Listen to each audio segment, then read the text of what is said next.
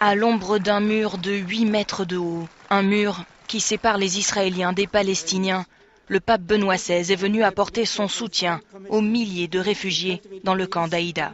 Vous avez des aspirations légitimes, vous voulez une patrie, un État palestinien indépendant, et ces aspirations n'ont pas été réalisées. Vous vous trouvez dans un piège dans cette région et à travers le monde, dans une spirale de violence, d'attaques et de contre-attaques.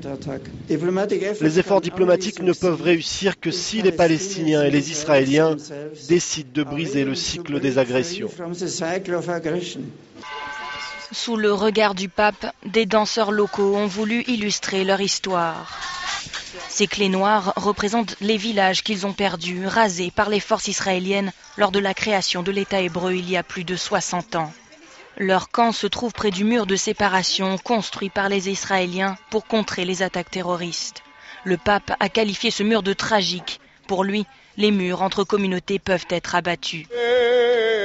Plus tôt dans la journée, le pape a été accueilli par des milliers de fidèles à Bethléem, lieu de naissance du Christ.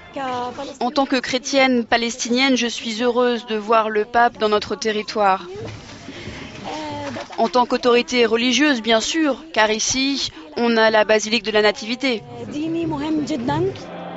Jeudi, Benoît XVI se rendra dans le nord d'Israël, à Nazareth, où Jésus aurait grandi et où vivent la plupart des chrétiens du pays.